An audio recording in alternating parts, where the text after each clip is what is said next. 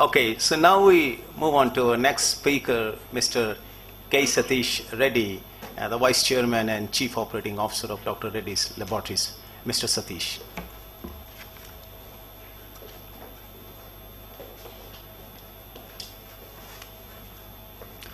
So very good morning to all of you.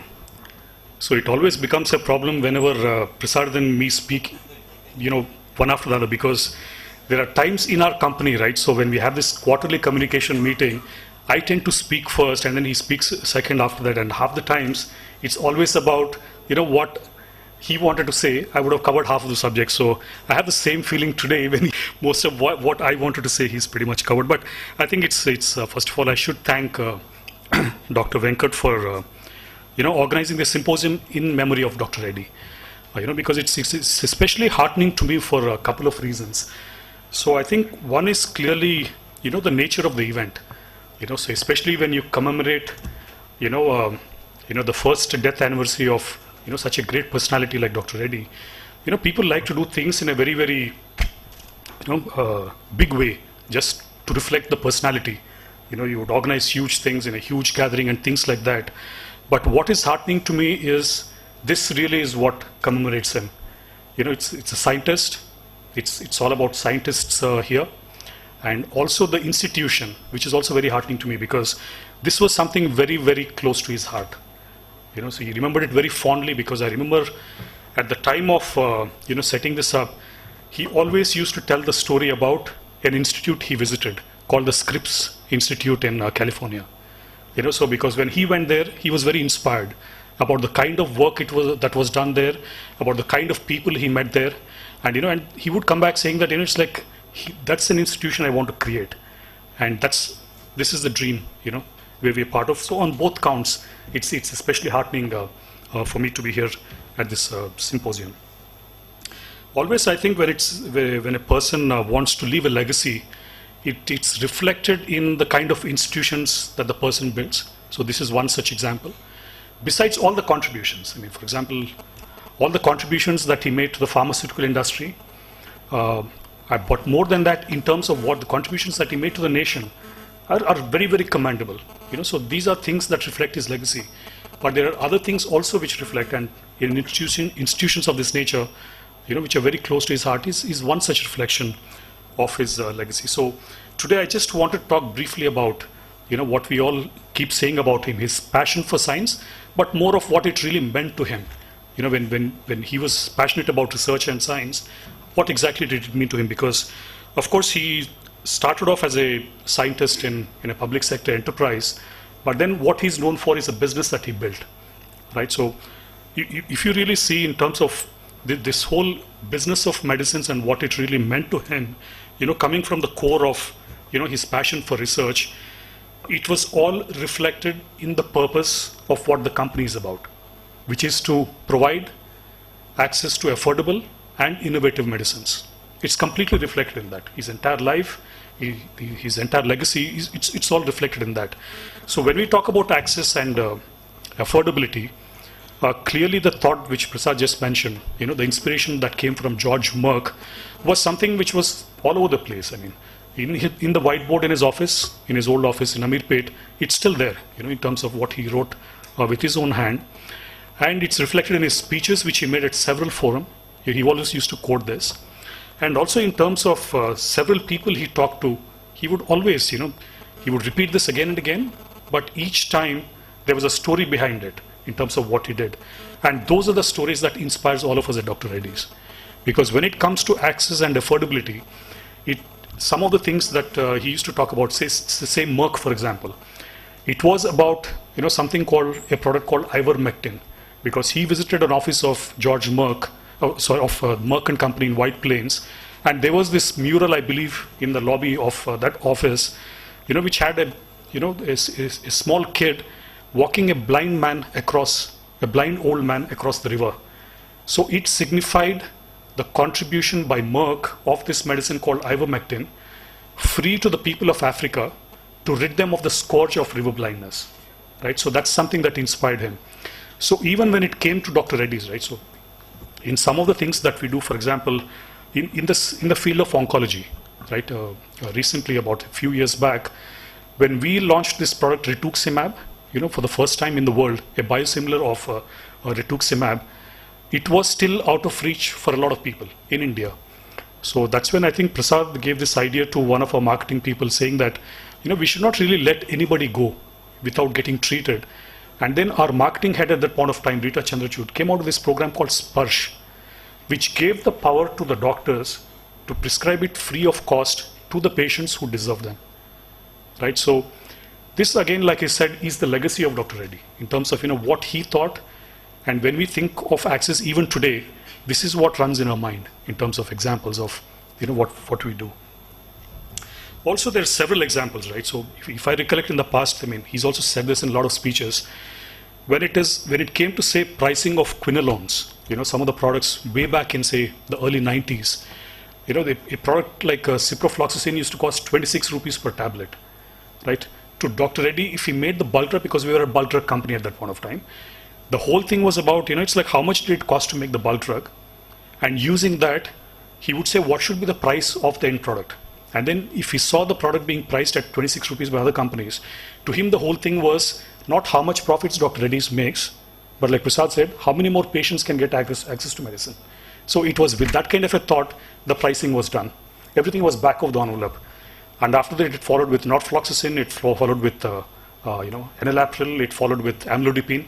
The pricing used to work this way. How many more patients can we do? And then, like George Merck mentioned, the profits would follow because the volumes would increase and the company would make a lot of money. But to him, the excitement was all about, how many more people had access to medicine. And there's several such stories, in terms of, how he looked at access and affordability.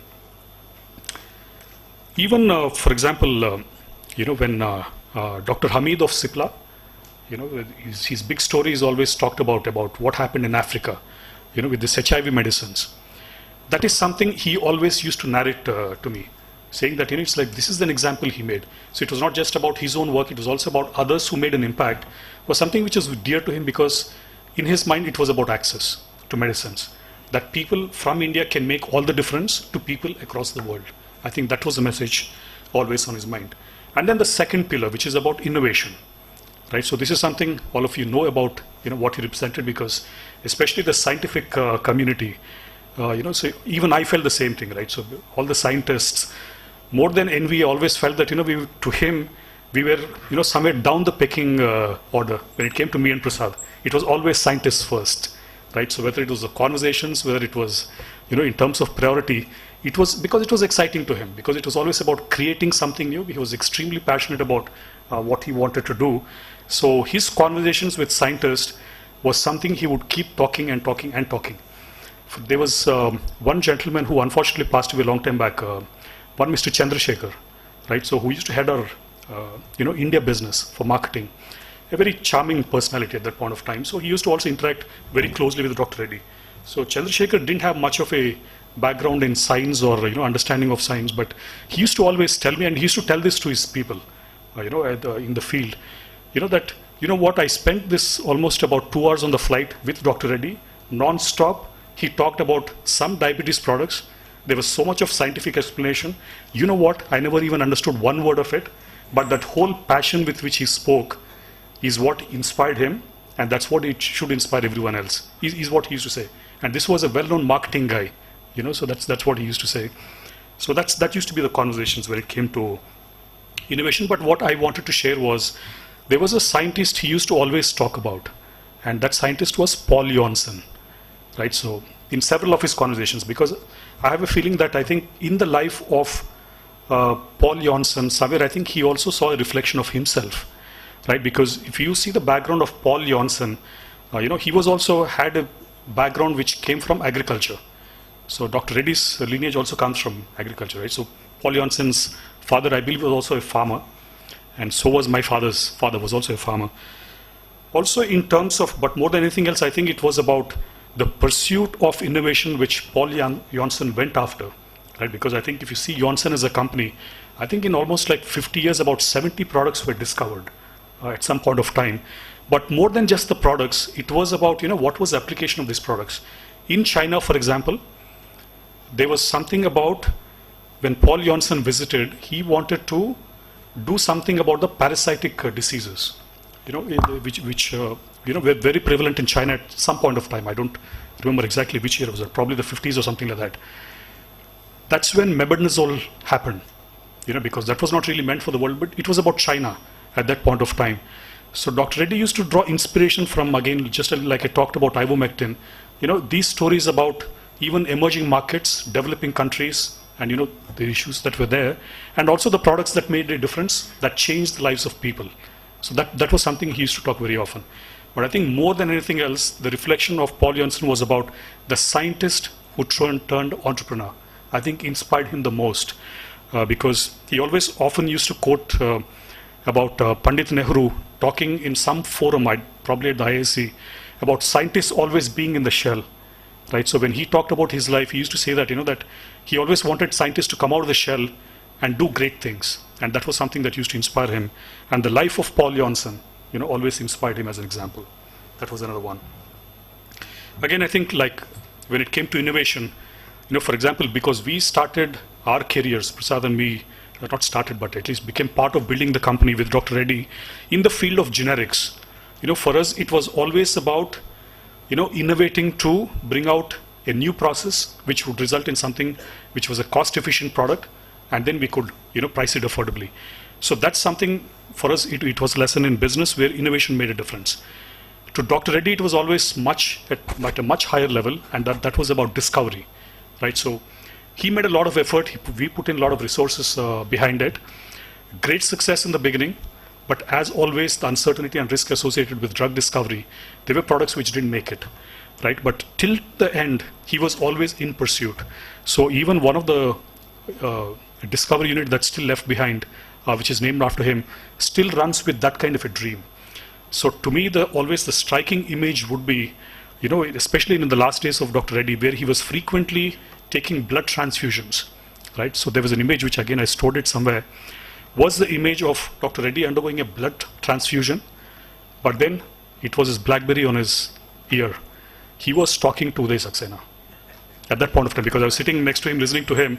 It was about what progress happened with the product, and I still have that image in my mind, right? Because to him that was ultimately his life. So even towards the end, it was always that, right? So that's something which really remains in my mind. So I think that's ultimately what science meant to him. It was always about products to do something big, ultimately to also serve society. That was the end game. It was not just about something that started in terms of great products, but ultimately, how it made a difference to millions of lives. And that's what I think his legacy is all about. So today, when we remember him on his first death anniversary, it's always going to be about that.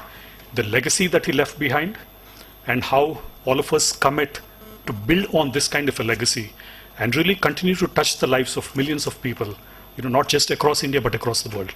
That's what we'll remember him for. Thank you very much.